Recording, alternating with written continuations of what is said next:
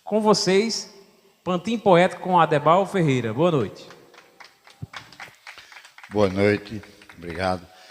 No ano da graça de Nosso Senhor Jesus Cristo, em 1970, eu tinha 10 anos, vendia picolés na feira de Currais Novos, e foi o dia que deu o que chamamos de insight, né? Quando eu descobri que era poeta.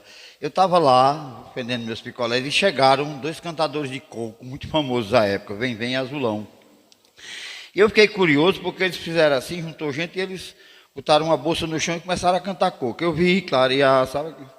E aí teve um momento que Azulão disse, Vem Vem disse, eu não mango de ninguém, o meu nome é Vem Vem, eu já engoli um trem, pensando que era um juá. Aí nessa hora eu entrei, eu disse, eu também não mango não, meu amigo eu sou o cão, eu engoli um avião, pensando que era um mangangá. Aí Azulão cantou o coco mais decoreba que tem, que é aquele. Eu cantei picuí, escorregado não é cair, é um jeito que o corpo dá. Aí disse, eu cantei em acari, achar graça não é rir, é um jeito que a boca dá. Eles pararam, menino, quantos anos você tem? Eu disse 10. Já canta coco, eu disse que se fosse esse negócio aí. Aí queriam, vamos levar você. Eu disse, não, rapaz, vou estudar.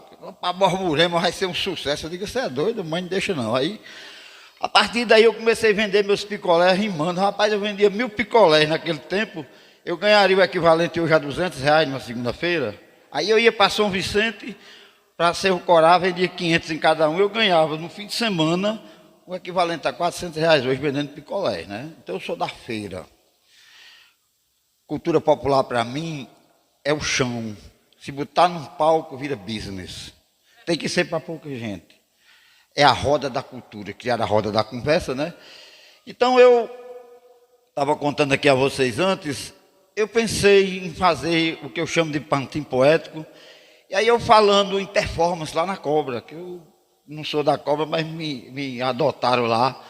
Uma vez perguntaram se eu queria um título de cidadão daqui, eu disse não, eu queria se desse da Cobra. O doutor disse não, rapaz, porque lá eu sou autêntico, né? E aí eu conversando, Joca Cebola disse, o Adebal, esse performance aí é um pantim, aí matou a charada, né? Um pantim é aquele negócio que é, mas não é. E aí eu criei o pantim poético, que não é uma coisa fechada, né? É uma coisa aberta, onde eu conto, por exemplo, em 1978 eu estava no campus de Currais Novos, quando o reitor foi entregar o campus. E aí, o cara falou lá, um movimento, e disse que a gente era tudo alienado, sabe? Aí eu pedi a palavra, Léo Bezerra me deu, aí eu fui lá e disse desse jeito, só o começo, há muitos anos, eu disse assim, magnífico reitor, pró-reitores aqui presentes, demais autoridades, eu não vim aqui ser decente, se eu aqui elogiar, eu também vou criticar de uma forma diferente. Menino, foi uma onda, o próprio Diógenes olhou assim, aí eu disse, todos nós estamos contentes com a comunicação, instalaram um telefone, colocaram um leilão, mas o esporte não agrada, pois se alguém cair na quadra, rasgar a perna ou o calção, que a quadra era ruim. Eu disse, o reitor já declarou que este é o ano de ouro, até o sistema d'água melhorou, está um estouro, mas porém não é por isso que vamos ficar omissos, queremos mais bebedouro. Porque estourou os canos mesmo, foi uma onda, isso foi um sucesso. E aí eu comecei a perceber que o cordel tinha, e eu comecei a participar de eventos. Eu estava na Praia do Meio, 75, cantando coco, mais Manuel do Coco, que era um cara que tinha lá do Nordestão. E aí, quando eu olhei, tinha uns gringos olhando, sabe? E eu sou autodidata, sei lá como é que é. Eu aprendi a falar inglês, de verdade, traduzindo as músicas dos Folhas, fazia uma lista aí. Aí eu olhei pro gringo assim, em vez de dizer, eu vi clarear, eu disse, eu vou cantar um pouco em inglês. Aí eu disse assim, and I saw the sunshine, I can't understand, you say you are my friend, you come shake my hand, but you want to fight. Aí todo mundo, I was born in Currais Novos, and when I was born, mommy gave me popcorn, so I stopped to cry. My name is Adebal, I live in Natal, it's so far from away, Xangai. Aí foi uma onda. Quando eu terminei, aí Manuel disse, como é aquela história de Currais Novos? Eu disse, eu nasci em Currais Novos, estava chorando, mãe deu pipoca, eu parei de chorar. Eu disse, não rima não, eu disse, was born em Currais Novos. Você está fora, é inglês, cara. E aí os gringos adoraram isso, sabe? Aí começou aquela onda lá em Natal, e um dia eu soube que no IFRN, que era Cefet no tempo, alguém disse assim, quem é o melhor professor de inglês de Natal? Eu disse, rapaz, eu vim da Adebal cantando coco em inglês na praia. E aí, gente, eu fiz da poesia isso, né? Eu comecei a perceber, aí eu Comecei a fazer meus processos inversos. Ronaldo Cunhal Lima tinha feito um habeas pinho, só uma petição para soltar um violão na madrugada. Ronaldo, um poeta, infelizmente aquela história de atirar no cara foi terrível, mas aí eu peguei isso e fiz em Currais Novos, em 1993, do jeito que eu estou dizendo aqui. Que Deus só me fez pobre e feio, mas fez sabido, com a memória boa danada. Se fosse pobre, feio e burro, está lascado, né? Eu sou a lei da compensação divina. A mulher disse, o senhor acredita em Deus? Eu disse, demais. Deus gosta muito de mim, porque me fez assim, mas fez sabido, né? Aí eu disse, o cara, numa briga, né? Sofreu 3 facadas em seu coração e desferiu 4. Veja que jogo dramático, né? E o doutor Cristóvão, na época, disse, Adebal, você trabalha na FETAR? Nesse trabalho. Rapaz, tem um processo aqui de um trabalhador de seu coração que está preso e não tem advogado, não tinha defensor público naquele tempo, e vai ficar aí que ele foi preso em flagrante. Aí eu levei o processo e gostei. Doutor Cristóvão, eu vou fazer. Aí eu só disse isso que eu vou dizer a vocês aqui. Foi uma revolução. Eu disse assim, o povo espera aquele negócio, né? Aí eu disse, excelentíssimo doutor Cristóvão Praxedes, juiz deste júri presidente, nobre doutor Cesário Nobre, acusador competente, excelentíssimos senhoras e senhores jurados, hoje de fato magistrados, senhoras e senhores aqui presentes. Isso foi uma onda, sabe? Todo mundo. Aí eu disse, hoje o povo da minha terra tem o dever ético e moral de fazer justiça a Roque aqui nesse tribunal, por não ter ele praticado o homicídio qualificado, como foi denunciado pelo promotor local. Aí foi que causou, né? Disse, no fatídico mês de agosto do ano 93, às 11 horas do dia 18 daquele mês, o réu aqui acusado foi pela vítima atacado e ferido mais de uma vez.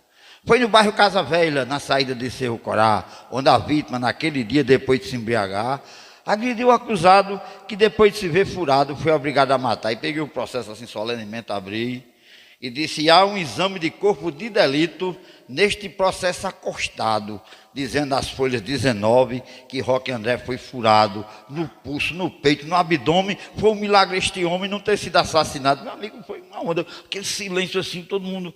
Aí eu disse, olhei para o promotor e terminei dizendo assim, mas disse, Vossa Excelência, na denúncia que o réu aqui acusado, por motivo de só menos teria vítima matado, faltou o doutor dizer que quem mata para não morrer não deve ser condenado. E me calei. Aí foi uma onda, sabe? Ninguém nunca tinha feito isso. Aí o juiz, doutor Cristóvão, olhou para o doutor Cesário, que ele, quando me veio hoje, ainda ri com isso. Ele era um cidadão de Florenda, falava bem grosso aí. Vai a réplica.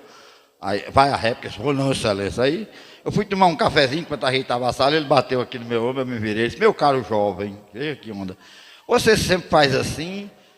Aí eu disse, faço. Ele disse, me permita, você é muito sacana, como dá para eu responder isso? E aí eu ganhei o júri e comecei a fazer, o júri todinho fiz aqui, fazia em todo canto. E eu comecei a perceber, cara, que o cordel era uma coisa fantástica, e é realmente, é uma linguagem popular. Como o júri é popular, eu nunca usei os data venia da vida, eu sou contra esse latinismo, sabe? Data venia, você não pode dizer nada com o outro, mas se dizer data venia, pode dizer o que quiser, que história, né? Vossa Excelência não disse data venia, que história, cara, que conversa. Aí, eu chamando Vossa Excelência, a promotora chateou-se. Você está repetindo tanto porque eu disse, porque Vossa Senhoria é uma excelência, eu sou um cara excelente. Eu tirava onda demais, né? Meu nascimento, todo poeta, ele conta as vantagens, sabe? É do poeta popular. E eu conto assim, sou poeta, cantador, e o meu verso é profundo, para contar as coisas em verso, eu sou primeiro sem segundo, para mostrar quem eu sou, recitar agora eu vou no menor palco do mundo. Sou advogado, poeta, cordelista, brincante e cantador da Irmandade dos Galegos Feios, sou precursor. E agora, neste momento, vou contar meu nascimento quando mamãe sentiu dor. Como João Grilo, eu nasci em uma noite de lua, mas não teve vulcão, teve uma briga na rua. E lá pelas 2h30, uma pessoa se aperreia e aí saiu correndo nua. Deu engasgado agora, mas vai. Quando a parteira chegou, que ouviu mamãe gemer, disse, filha, tenha calma, que o moleque vai nascer. Mamãe entrou pelo canto, fizeram cesariana e ela só faltou morrer. Cortaram o bucho de mãe sem dar anestesiada. Quando foram pondo a mão, disse eu dei uma pernada. Esculambaram comigo, mas o laço do umbigo eu tirei de uma dentada. Saltei de cima da cama, caí de coca no chão. Nisso a enfermeira correu, sofreu um trupicão. Foi quando disseram assim, ele já nasceu feinho, quando crescer vai ser o cão. Aí vieram me dar papo, eu disse, não quero não, eu não quero comida fraca. Eu quero arroz com feijão, e mesmo sem ter dentadura, mastigava rapadura como quem comia pão. Aí me levaram para a escola para eu aprender a lição, mas eu já sabia ler, fazia até redação, eu sabia dividir, somar, diminuir, fazer multiplicação. Vendi picolés nas feiras, fui desenhista, pintor, também segui a carreira, fui um tempo professor, depois fui advogado, hoje estou aposentado e para não viver estressado inventei de ser cantador. E a vocês eu agradeço estarem prestando atenção à história desse galego que é o mais feio do sertão e agora que eu contei tudo, fui o cara mais sambudo que nasceu nessa nação. Esse é o nascimento do galego feio, Adebal Poeta. Essa história de galego feio tem uma questão política por aí, é contra a ditadura da beleza global, diga aí. E não é para a gente ganhar dos bonitos não, que a gente não ganha não, é para a gente reconhecer a feiura como deficiência estética facial. Aí veio o ajuntamento meu com Marilu. Quando eu fui pedir Marilu, eu pedi em verso. O verso foi tudo para mim. Eu cheguei, estava na cobra, aí eu disse assim, Zé Anjo, o dia está bonito, o céu amanheceu azul, eu já tomei muita cachaça, da qualidade pitu, e essa conversa toda é para lhe pedir Marilu. Nisso o Zé Anjo gritou, Nazinha, vem cá, para escutar a conversa desse galego Adebá, que está me dizendo aqui que hoje veio nos pedir para com o Marilu casar. Aí eu fui casar no Alecrim, eu não esqueço aquele dia, quando o juiz chegou todo cheio de ironia, cantarolando contente, querendo mangar da gente, amanhã vai ser outro dia. Aí nisso eu disse, doutor, agradeço a ironia, mas um poeta que nem eu rima bem com fidalguia, e eu peço a vossa excelência para agora em vossa presença dizer uma poesia. Ele disse, diga. Aí eu disse, que diabo de casa é essa que muda a vida da gente? Eu cheguei encabulado, mas mesmo assim estou contente. E Marilu, animada, ainda dava uma risada, sorria e mostrava os dentes. Aí o juiz ficou sisudo, olhou para ela e para mim, fez umas perguntas lá, a gente respondeu sim, ele nos declarou casado, eu fiquei tão emocionado, eu cheguei, eu ficou estirado, meu cabelo pichainho. Os amigos, os parentes, o ambiente contente e todo mundo animado. Foi quando eu pensei ligeiro, lasquei, mentei solteiro, já estou saindo casado.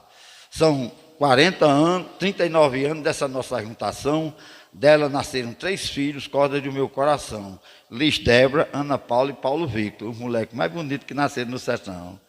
Eu chamo, ela não gosta não quando eu digo assim, é o romance do príncipe do Pichain com a princesa do reino da perna fina. É uma onda, mas é legal. Aí o exame de próstata foi outra onda, foi um momento assim marcante, eu fui fazer a primeira vez. Quando eu terminei, eu fiz essa rima que eu vou dizer aqui. Eu não entendo como eu tive essa facilidade de memorizar as coisas. Se é um negócio que eu gostar, eu decoro. Depois eu vou dizer uma de hoje no ônibus, um cobrador chato. Aí eu disse, quando eu vim fazer o exame, que todo machista lastima, eu nem sofri com a dedada, nem mexeu na autoestima, mas mesmo com toda dor, eu ainda olhei para o doutor e fiz assim essa rima, doutor, quando o cabo é jovem, no sexo é feliz da vida, com toda mulher se agarra, chama de amor e querida, só quer ser macho demais, mas não sabe que detrás está criando uma ferida. Aí aos 45 anos ele começa a ter medo, não quer fazer o exame, dizendo que ainda está cedo, mas só poderá escapar, se o doutor escavacar o negócio dele com o dedo. Se você disser que dói, eu digo que não dói não. Se tiver algum problema é aquela posição, com as pernas recanhadas, esperando uma dedada, pensa na situação. Doutor, depois desse exame, eu fiquei mais animado, mas nunca mais diga a ninguém que eu sou um cabo arrochado. Eu até perdi o medo, mas hoje aqui por um dedo fui clinicamente estuprado. Olhou assim, disse para aquele cara machista que é metido a brabão, crie coragem que nem eu, enfrenta a situação, a doença não dê chance, pois para escapar de um câncer, vale a pena a humilhação. E para aquele outro machista da cabeça mais atrasada, passa que nem um poeta, leva de forma animada, que eu não consigo entender que um macho possa morrer por falta de uma dedada. Aí o médico disse, essa aí, obrigado. O médico disse, essa rima dá uma propaganda. Eu disse, doutor, meu quinca não, eu faço por depois. Então eu fiz da poesia, a minha vida foi sempre um poema assim. Por exemplo, eu vinha de Natal para Caicó, o sábado à tarde. Cheguei em Cerro do Doutor, 1h da tarde, estava aquele namoro feio, desarrumado de fim de festa. Coisa fantástica. Eu parei o carro, o Marlon disse, vai fazer o quê? Eu disse, uma onda, não posso perder um negócio desse. Aí eu disse assim, baixei o vidro do carro e disse, o amor é uma semente que nasce no coração e que endoidece a gente depois que vira paixão. Aí a dona olhou e disse, o coroa é poeta. Aí eu disse, viajando de Natal para Caicó, no interior, vejo uma cena romântica aqui na Serra do Doutor, um casal, numa manobra, debaixo do algaroba, com muito beijo e amor. O cara disse, valeu. Aí eu disse, e ao ver tanto amor, a inspiração me veio. Aí eu fiz esse verso, sem temor nem aperreio, achando graça e sorrindo. Eu digo que o amor é lindo, mesmo o casal sendo feio. Fiz cair. Outro dia eu estava ali, não me esqueço nunca, que passou uma mulher.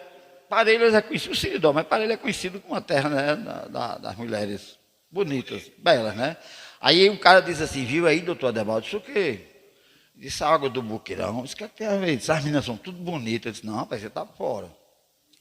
Aí eu disse, a ciência está tentando achar uma explicação para os dotes medicinais das águas do Boqueirão, que as moças que bebem delas são as mulheres mais belas que existem no sertão. Eu disse, oh. Aí eu disse, mas ontem um cientista mandou para mim um e-mail e disse, doutor, poeta, tem um erro pelo meio, pois não há quem admita que aquela água bendita de tanta mulher bonita e também tanto caba feio. Então eu tiro essas ondas e sinceramente, eu faço processo inverso, né? Eu falei do júri, mas eu fui fazer um divórcio no agricultor de São João de Sabugi. A ex-esposa dele, de Patos, mulher brava, eu tinha medo de mulher brava, Maria, eu tenho medo terrível. Mas ainda bem que eu casei com uma mansa, né, que não aguentou, está me aguentando 39 anos. Aí chegou no sindicato, aquela... Não, vai fazer 39 anos segunda-feira. Quer dizer que faz 38 anos, 11 meses e 28 dias. Aí como foi às 9 horas, se você disser a hora agora, eu digo as horas. Aí chegou o seu Antônio da Castanha. Doutor Adebaldo, a mulher quer tomar meu aposento, a metade, disse que eu sou rico, tenho um castanho. Eu peguei, disse, seu Antônio, eu vou fazer essa defesa. Aí eu fui para Patos, levei a defesa em verso. E quando eu cheguei lá, em Patos todo mundo gosta de poesia na Paraíba. O juiz, quando viu, mostrou o promotor, mostrou o advogado dela. Aí, ele não tem isso no processo não, mas ele disse até assim, doutor Adebaldo, quer dizer alguma coisa? Eu disse, quero. Aí eu disse desse jeito, Francisco Agostinho Gomes, aposentado rural, pede que seja de graça este feito processual, porque seu advogado, mesmo vindo do outro estado, está sendo remunerado pelo órgão sindical. E o requerido Agostinho, que o grande santo não é, hoje possui 3 meninos que arranjou com outra mulher, diz que não tem cabimento dar os 50% que Dona Maria quer. A mulher foi olhando para mim. Eu disse... E sabendo que com Maria não dá mais certo o consórcio, para não ficar indo e vindo sofrendo com esse negócio, ele pede a Vossa Excelência, que na sua competência, decrete logo o divórcio. A mulher disse, doutor, me esse advogado e bangadeiro foi embora. O juiz deferiu os 20%. Então, outro dia eu estava aqui em Jardim e aprendi com um cara lá em Natal, que é bem engraçado, que ele é oficial de justiça. Ele disse, doutor Adebaldo, tem um processo SF e o TSF. Aí eu disse, o que é, cara? SF é sem futuro. E TSF é totalmente sem futuro. Processo na pequenas causas que fala de chifre, meu amigo, é horrível. Aí eu fui chamado para Jardim, que eu fui advogado lá do sindicato, aí a menina disse assim, rapaz, é um negócio meio sem graça, eu fico até sem jeito. Eu falei, que eu vai contar a história. Eu disse, mas esse cara levou o chifre mesmo? Eu disse, não, rapaz, a mulher dele é uma mulher bacana, educada. O vizinho apaixonou-se por ela. E assediou e ela segurou. Aí um dia ele chegou e jogou 100 conto nos pés dela, bêbada. Ela disse, agora eu vou mostrar ao meu marido. Foi o erro dela. Aí o cara veio por fora, bravo, sabe? Entrou com o processo. Aí quando eu cheguei, ele estava lá. Eu quero que ele dê as provas. Eu digo, rapaz, não queira não, que tu vai sair daqui corno e tu não é corno não, rapaz. Calma, respeita isso. Quando eu entrei, a juíza era a doutora Amanda Grace. Ela disse, doutor Adebaldo, tem algum acordo? Eu disse, não. Como assim? Eu disse, tem não. Eu vou alegar. e legitimidade de parte. Legitimidade de parte é que quando você não pode entrar com um processo que entra em nome de outra pessoa. Não pode, tem que ser a pessoa. Excelência, a mulher que foi assediada por este jovem aqui que está envergonhado, está ali fora. Esse cidadão nem de corno foi chamado. O que é que ele está fazendo aqui? Ela disse, é mesmo, doutor Adebal. É verdade, eu não tinha pensado por esse lado. Extinguiu o processo, porque quem tinha que reclamar era ela, né? Aí eu disse, mas eu vou dizer uma rima. Aí ela começou a rir. Eu disse, eu casei com Marilu, mais de 30 anos faz. Se ela me botar um chifre, juiz nenhum tira mais. Mas se ela não botar, pode o povo boatar, que cor ninguém me faz. Ela notou aí quando saiu, a mulher disse, e aí Zé, doutor Adebal com essas lorotas de respeito, rapaz, você do sítio, casar com uma mulher digna, foi assediada, reagiu. A senhora não faça mais isso não, quando acontecer de novo, a senhora traga, que se eu tivesse trazido R$100 para aqui, a senhora saia com os 2 salários aqui, que esse cara tem que... É mesmo, o machismo, né? O cara quer se apropriar, ele quer... Eu fiz muito quando eu estava fazendo atendimento sindicato, o cara chegava e eu dizia, cara, não, mas eu sou... Sim, mas o processo é dela. E eu não atendo uma pessoa com outra porque... Como é, não. Aí eu estava em Brejinho, e Brejinho tinha um cidadão muito gaiato, muito brincalhão, cheio de puio, como a gente chama, né? Aí ele chegou num domingo assim, bem brincando, assim, disse, doutor Adebal, eu estava com o processo da esposa dele, disse, como é que está o negócio da minha mulher? Eu disse, lascou-se, velho, tu dormiu com ela, não sabe eu. Então eu fazia isso, eu atendia no popular e as pessoas gostavam, porque eu não era falso, eu fazia por natureza, né? E aí eu fiz muitas coisas. Hoje eu sou portador de transtorno esquizoafetivo, eu sou bipolar e tenho esquizofrenia paranoide. Você imagina o que é isso, né? Nada mais do que um transtorno mental. O meu é duplo, mas eu sou alcoólatra, em tratamento com sucesso, com redução de danos. Faz 4 anos eu não bebo, mas essa história de primeiro gole, isso não tem. Eu fiz um tratamento científico no CAPS. É o único lugar. E uma pessoa só para de beber, de fumar, quando ela decide. Quanto mais a família pressiona, mais ela entra. Porque ninguém é dependente de álcool porque quer. Eu descobri que era alcoólatra por acaso. Eu fui fazer uma reunião em Veracruz para os catadores de resíduo sólido. E aí eu vi um bocado de litro. Eu disse, quanto é um litro desse? Uns 40 centavos. Vixe. Aí eu peguei 29 litros, 129 litros em casa, botei numa caixa, botei meu paletó e fui para o INSS trabalhar. Quando eu passei na Norte, parei. Disse, tu compra litro, o cara compro. Quanto é? 80 centavos, era o dobro, né? Aí quando eu abri a mala, ele olhou assim, meu paletó, mas o senhor não compra litro, não? Eu disse, não. E essa farra foi aonde? Eu disse, lá em casa. Aí caiu a ficha. Quantas pessoas? Eu sozinho, em 2 meses e poucos dias, eu bebi 129. Agora isso, você chega em casa, bota o bicho para gelar, trabalha, senta numa cadeira, faz um tiragosto, fica assistindo isso, aquilo, e bebe e nem está nem aí. Porque o alcoolismo tem essa coisa, você não é. Aí eu me lembrei da nossa prima Vânia e corri para o CAPS. Eu cheguei lá num estado tão complicado que com 15 dias eu já fui internado a primeira vez, 15 dias. E é incrível como você não percebe. O álcool faz muito mal ao organismo do que o cigarro, porque ele ataca tudo, principalmente o pâncreas, sabe? E alguém vai ser dependente porque quer? Não. Sabe? Alguém... Aí eu brinco muito com essa história do doido, porque para mim tem o louco, que é aquele do arrebate. Rapaz, você tá louco? Não faça isso não. Aí tem o maluco de Raul Seixas, o maluco beleza, não tá nem aí. E tem o doido, que é aquele que só serve para o povo mangar e a família ter vergonha, que não é meu caso. Eu sou um portador de transtorno mental. Eu digo isso porque é um assunto sério que as pessoas às vezes não encaram como ele é. O CAPS é o único lugar gratuito, um tratamento bom, onde você pode se recuperar, não tem outro canto. E aí, comecei a fazer cordéis, mas você veja como é que são as coisas. Eu fiz um cordel, fui para Brasília, por sinal, para o primeiro congresso, 5º Congresso Nacional de Saúde Mental. Fui convidado porque alguém viu o meu poema que eu fiz, A Loucura. Eu cheguei no movimento em 2016, e estava o povo todo reunido, tudo doido, né? Aí eu disse, cara, você é o quê? Eu disse, poeta. Aí disse, faça uma poesia, eu fiz essa. A minha loucura foi a ruptura contra a ditadura do normal. Normal é quem segue a norma, legal é quem segue a lei, doido é quem não se conforma e pira como eu pirei, mas me libertei. Isso foi um sucesso, cara, que uma pessoa viu esse poema e me chamou, e eu fui para Brasília e fiquei feliz demais. Eu estava falando com uma plateia de 2.500 doidos do Brasil todo dia, rapaz. Hoje eu estou satisfeito, porque eu pensei que o canto que tinha mais doido concentrado era na Cobra, mas só tem 1.200 lá. E aí eu comecei a participar de eventos online, principalmente, né, que agora depois da internet é muito bom. E eu faço isso porque eu sou militante agora na área cultural e eu tenho fobia social também. Se eu for para um canto que tiver 5.000 pessoas, com meia hora eu vou embora. É uma coisa horrível. E a minha irritabilidade também é muito alta. Então eu controlo isso com estratégia em vez de remédio, porque remédio envenena, torna você. Eu fui bater no hospital 2 horas da manhã sem saliva.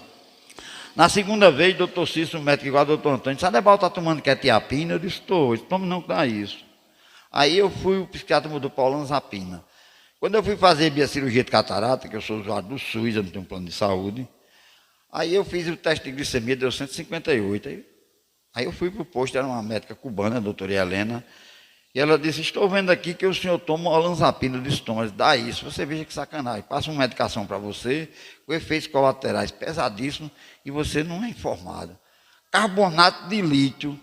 Você bota carbono dentro de você, que é a coisa mais dura, aquele negócio só implodiu no fundo do mar, porque não botaram certo. E bota lítio, que faz bateria, cara, de carro elétrico, de celular, dentro do seu organismo. Aí eu parei de tomar, e o médico caiu na besteira, me perguntava: brabo, como é que o senhor vai reagir às alucinações? Eu disse: muito simples. Eu tenho um milchinho lá em casa, uma cadelazinha. Aí eu vi uma mulher olhando para mim, ela não se manifestou. Essa mulher não existe. Ela olhou assim. Só deu que lavar os pratos de 4 horas da manhã, tinha uma cara feia da janela assim. Eu olhei para a miúcha. Isso chama-se estratégia. Então, se eu tenho irritabilidade alta, eu não vou em lugar chato. Tem lugar mais chato do que lotérico, é difícil, né? É horrível. Alguns lugares você se estressa, mas é porque as pessoas chegam no espaço público e começam a falar da vida delas como se não tivesse, sabe? Aí eu fui fazer psicologia, cara. Estou estudando psicologia, não para ser psicólogo, mas para entender. E aí eu aprendi 2 coisas fantásticas. Nós temos 10 travas. Aquilo que emperra a gente é pai e mãe, é riqueza, é coisa, desejos que geralmente você não, né? E as personalidades são 20 no mundo todo. A intrusiva é aquela que se mete. Você não pergunta: eu posso dar uma opinião? Não. Porque não, meu amigo, a opinião só se dá. Eu fui advogado há 30 anos, nunca me meti na vida de ninguém. A pessoa me procurava, eu analisava, fazia um contrato, aí eu entrava na causa, certo? Então eu estou dizendo isso aqui porque também tem que ter um pouco de educação e cidadania.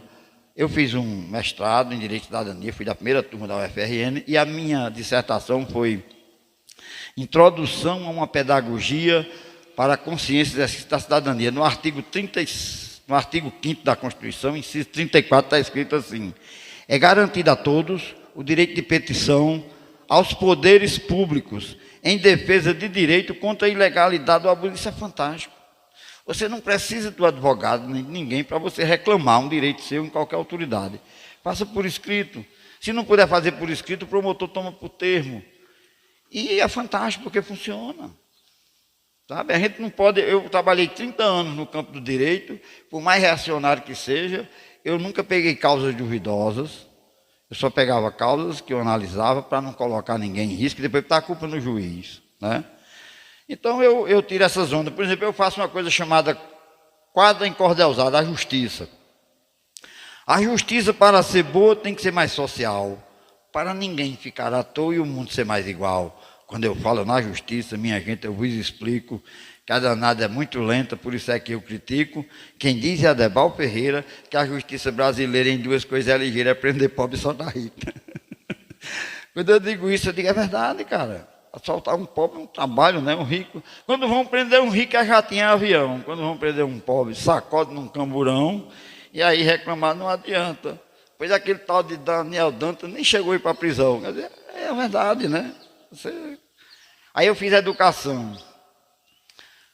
A educação só muda se ela for replanejada. Quanto mais o povo estuda, mais ninguém aprende nada. Antigamente, ser doutor era coisa de respeito, pois para conseguir isso era preciso ter jeito. Hoje todo mundo cola, faz bagunça na escola, ainda sai formado em direito, né? Então eu faço essas coisas, e são educativas. Eu tenho alguns seguidores, 3.000 e poucos seguidores no Instagram. Eu não tenho haters, porque eu não ataco ninguém. sabe? Você tem a sua direito à crença. A cidadania, ela não pode agredir o outro, só em autodefesa. Né? A autodefesa é quando alguém lhe ataca que você se defende. Então eu consegui ser pobre e mais ou menos feliz, né? Uma vez eu disse numa entrevista e saiu eu fiz a defesa de Aline Julião. Aline Julião, a esposa dele, entrou na Emater com a minha. Fizeram pré-serviço e Aline era meu amigo. Eu fiz o divórcio dele quando ele chegou em Natal. E aí, Elino, eu cheguei lá no escritório, estava um jornal com um processo de Elino, porque ele transferiu o título para Timbaúba e quiseram bloquear. Uns esquemas que tinha lá em Caicó, um certo juiz que era meio tendencioso. Aí, quando eu vi, eu disse, eu vou fazer a defesa de Elino. Aí eu fui para o Tribunal de Justiça, 2000, uma terça-feira à tarde. Quando eu cheguei lá, aí eu disse assim, como disse a eminente relatora, trata o processo do domicílio eleitoral de Elino Julião da Silva Forrozeiro Potiguar, de nome nacional, que por ter nascido artista, aos 14 anos veio de Timbaúba, dos Batistas, tentaram a sorte aqui na capital. Gente, foi uma onda do tribunal, ninguém nunca tinha feito isso. Eu disse, depois daqui de Natal, ele foi ao Rio de Janeiro, cantou com Luiz Gonzaga, com Jacques do Pandeiro, e hoje no seu recesso, ele vê o seu sucesso cantado no mundo inteiro. Muitas músicas de Elino são do vosso conhecimento, como a do Filho de Goiamum, a do Rabo do Jumento, onde, numa história verídica, Elino fez uma crítica a um tal de Nascimento. Meu amigo, esse tribunal ficou assim, sabe? Todo mundo... Aí eu disse, depois do caso Sarney, eu terminei dizendo assim, foi este caso mudado. Pois ele do Maranhão está hoje no Senado, representando o Amapá, sem nunca ter morado lá e quem sabe nem visitado. E aí um cara fez uma matéria, quando eu abro o jornal no domingo, está lá, eu defesa inversa afiada. Aí o cara disse, pode fazer? Eu disse, pode, eu não posso fazer propaganda, não sei porque advogado não pode fazer propaganda, né? Uma vez uma pessoa me procura, é o mesmo, sabe? Não tem, né? Agora, gente ruim sempre existiu. Por quê? Né? Um irmão matou o outro por inveja, não foi nem para roubar. Jesus foi crucificado entre 2 ladrões. Nomeou 12 caras, um vendeu ele. Então, ruindade sempre teve, só não tinha bilhões de pessoas como tem hoje, nem internet para divulgar, né? Aí eu quero fazer o seguinte.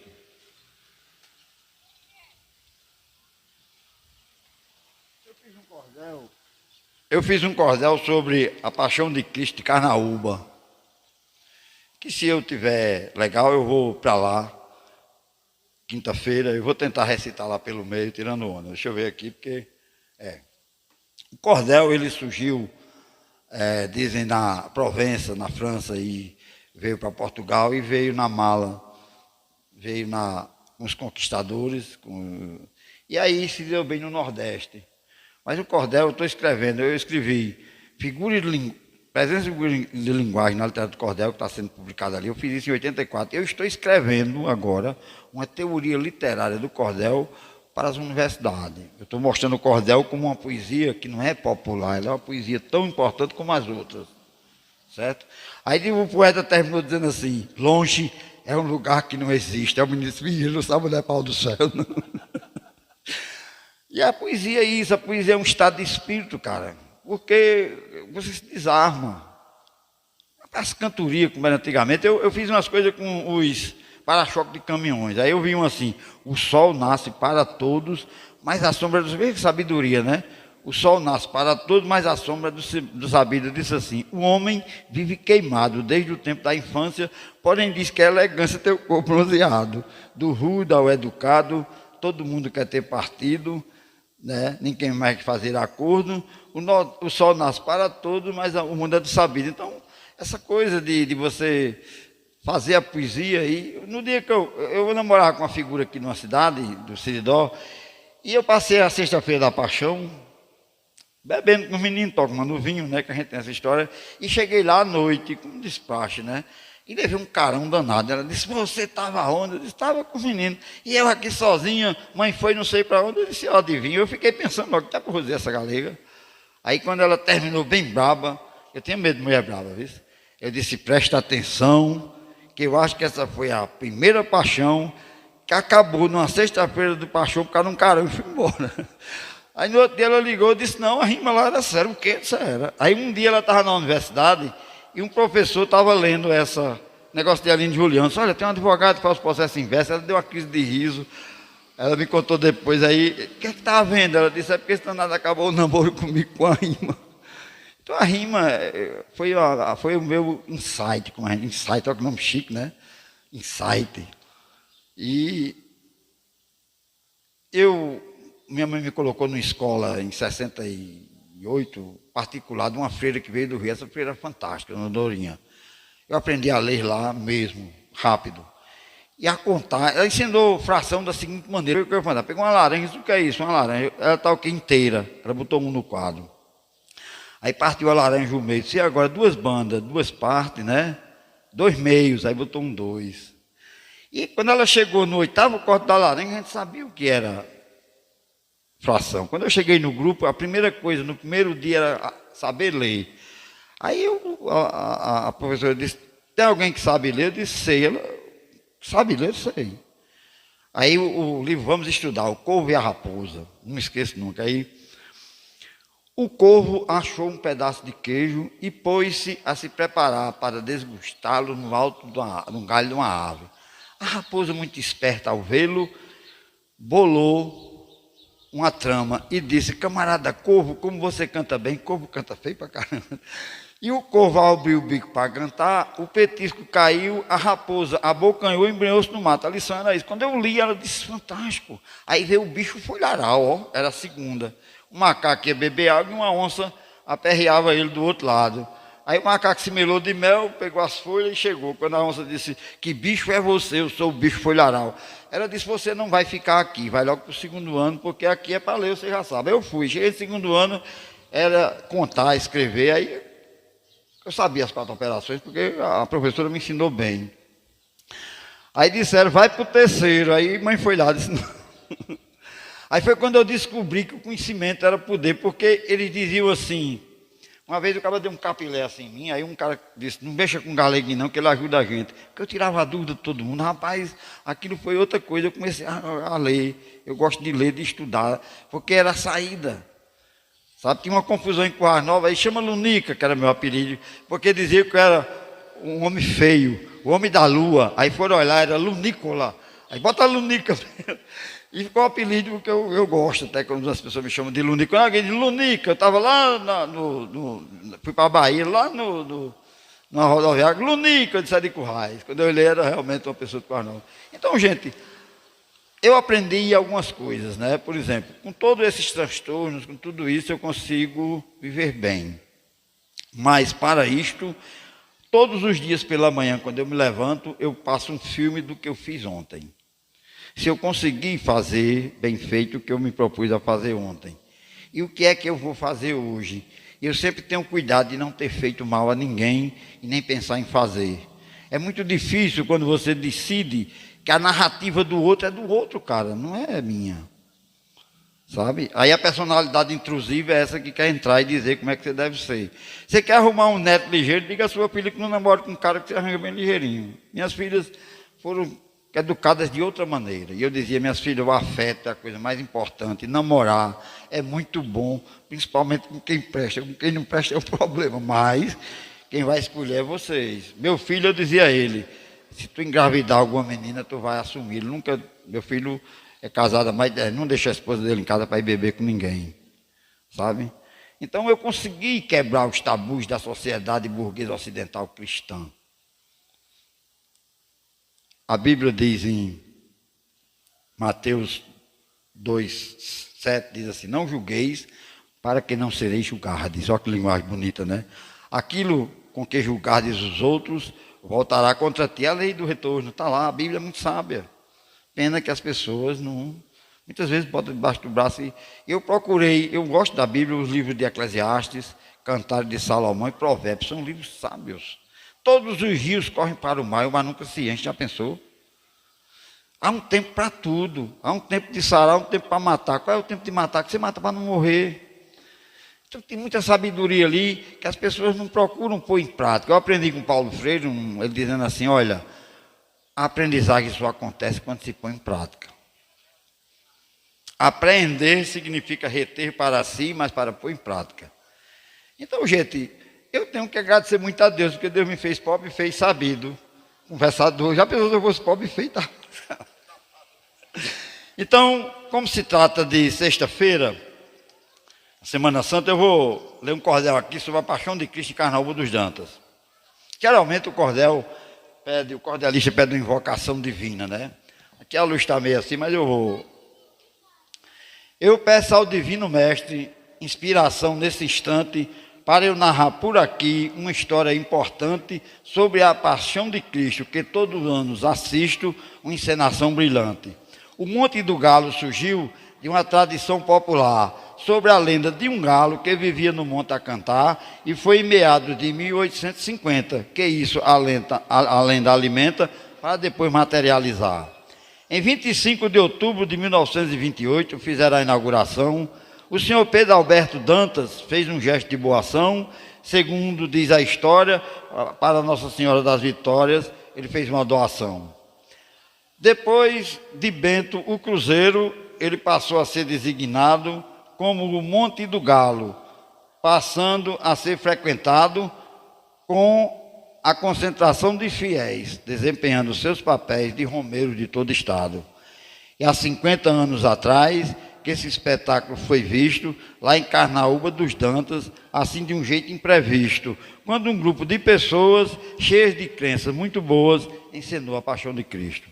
O prefeito Paulo Medeiros foi o primeiro Pôncio Pilatos. O radialista Toscano Neto era quem narrava o fato. Antônio Felinto o idealizou e, como ator, também atuou na representação daqueles atos. E sobre a paixão de Cristo, eram 14 estações, subindo o Monte do Galo com a fé em seus corações, que era igual à Via Sacra, e até hoje mantém a marca nas suas boas apresentações. Hermínia Guedes será Maria, Bruno Belarmino será Jesus. Nesse ano, a paixão de Cristo, os dois trarão bem mais luz, e esses dois atores nacionais, com os atores regionais e locais, 150 carnaúbenses para um juiz. E o espetáculo será realizado a 17 e 18 de abril, na quinta e sexta-feira santas, datas importantes no Brasil, e será então que no santuário que Jesus sofrerá seu calvário. Durante a Páscoa judaica foi que a paixão ocorreu, quando Jesus Cristo estava no momento infeliz seu, e seus discípulos também estavam em Jerusalém quando o fato aconteceu. Jesus entrou na cidade montado em um jumento, cumprindo a profecia do Antigo Testamento, foi muito bem recebido pela multidão, aplaudido com todo merecimento. Antes dele ser preso, a última ceia celebrou, instituiu a comunhão. Foi então que anunciou que um deles o trairia, que depois aconteceria do jeito que ele falou. No Jardim das Oliveiras, que após a última ceia, foi preso pelos soldados, que deles o ódio incendeia, vindo de Judas Iscariotas, levado ao sumo sacerdote, que pôs Jesus na cadeia. Interrogado por Caifás, Jesus foi lançado à sorte, mas como filho de Deus, Cristo se manteve forte, duramente interrogado e por Caifás condenado, que decretou sua pena de morte. O governador da Judéia, que era Pôncio Pilatos, que não viu em Jesus crime daqueles líderes insensatos, a incitar a multidão, a ele pediu a crucificação de Jesus pelos seus atos. Crucificado no Gólgota, um local fora da cidade, ele foi pregado na cruz, ato de extrema maldade, tendo Jesus carregado nos ombros os pecados de toda a humanidade.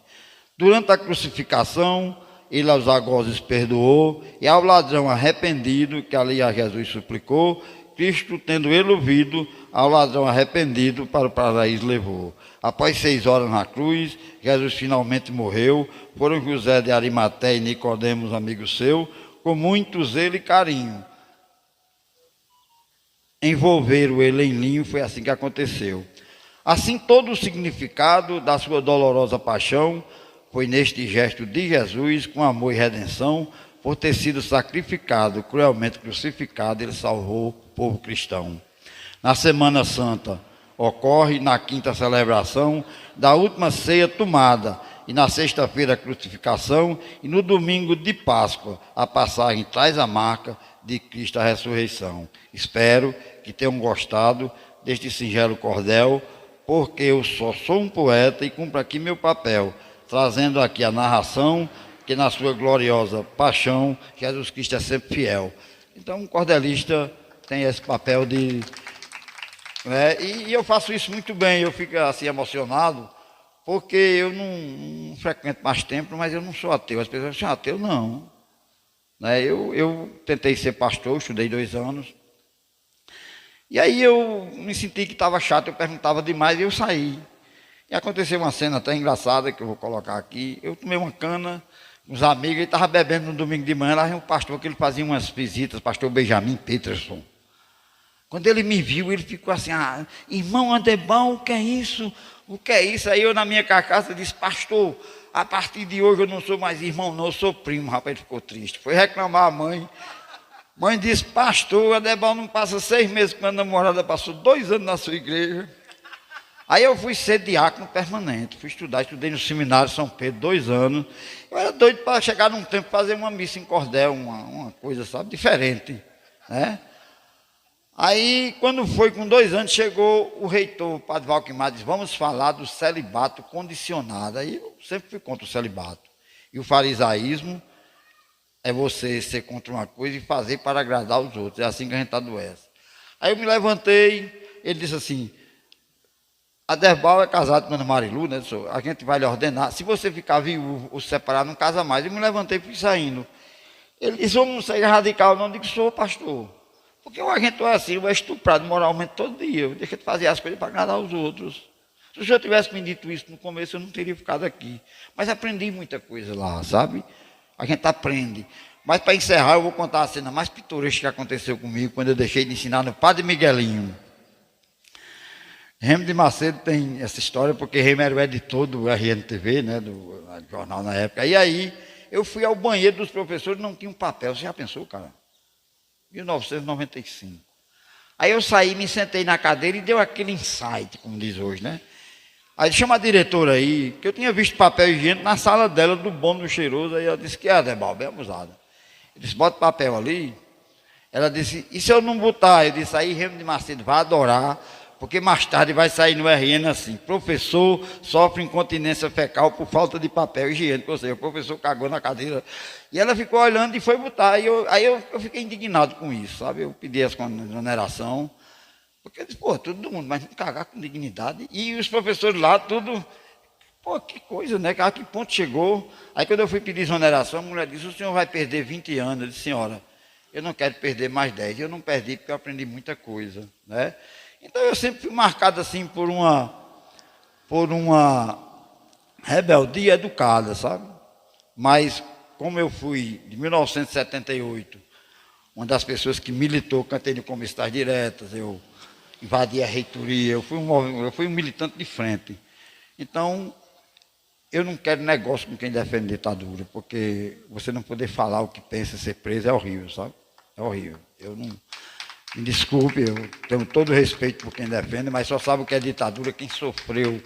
A gente não podia se reunir escondido na universidade, cara, que coisa. Não tenho nada contra quem defende, mas defenda para lá. Então, gente, se vocês deixarem, eu converso até amanhã de manhã, porque, como eu disse, Deus me deu esse negócio de conversar, e eu adoro conversar, viu? Tendo quem escuta, que é bom. Então, é assim, eu faço isso aqui, né, é uma coisa que sem nenhuma... Aí a menina disse assim, o senhor cobra quanto para fazer? Eu disse, eu não cobro nada. Eu disse, porque se não der certo, eu não tenho que devolver ingresso a ninguém. Então, se isso foi reverência, mas é uma forma autêntica. Eu me sinto muito bem como sou. Eu só botava paletó quando ia para as audiências. E com isso eu quebrei muita coisa, porque tinha 3 ambientes que eu nunca gostava de ir. Era cemitério. Em 30 anos de advocacia, eu não fui 50 vezes em cadeia. Ia para tirar um trabalhador que dava uma tapa no outro negócio, mas nunca fui. Não gostava não. E cemitério, prisão e hospital. Hoje tem um lugar que eu não vou mais, é fórum. Porque o que acontece nos fóruns é horrível. Aquelas pessoas que querem blindar o juiz, sabe? É um negócio sério. E eu quebrava isso. Uma vez eu cheguei em Santo Antônio com uma cliente, um trabalhador rural, de Brejinho, E a juíza entrou lá para dentro e não saiu mais. Aí eu disse, aí chegou a hora, o Código de Processo diz que se eu esperar meia hora e não houver audiência, eu posso registrar minha presença e ir embora. Aí quando deu meia hora eu me levantei, aí chamei o diretor de secretaria, o cara veio lá, diga, doutor Adebal, eu digo, cadê o livro de ocorrência? Ele disse, que livro? Eu disse, não tem não. Ele disse, eu digo, eu não acredito que você não sabe que o Código de Processo Civil permite que eu e meu cliente, que é um trabalhador rural, não fique aqui esperando que a juíza faça audiência quando ela quiser. Eu quero registrar que estive presente. Rapaz, lá vem a juíza lá dentro. O que é que está vendo, doutor Adebal? Prerrogativas. As minhas eu uso. Não, eu disse, não vai ter mais audiência, doutora, porque eu estou usando a prerrogativa. E se Vossa Excelência insistir, eu levo para o conselho lá em Natal. Eu era assim, eu nunca protestei à toa, mas as minhas prerrogativas eu sempre soube usar, sabe? Nunca passei. Também nunca admiti cliente meu mentindo, sabe? Porque mentir é horrível. Eu só acredito mentira de criança com medo de apanhar. Se passar o medo, não pode mais mentir. Que é horrível, cara. E as pessoas fazem isso com a naturalidade, né? Então, gente, é o seguinte, eu encerro por aqui, agradeço demais. Agora, para mim, cultura popular é isso. Você botar 1000 pessoas, é business. É um nome bonito, né? Business, business. É uma onda. Quando eu vejo um artista popular num palco, não perde a essência. Por isso que eu faço o menor palco do mundo, só cabe eu, não tem que dar palhinha a ninguém.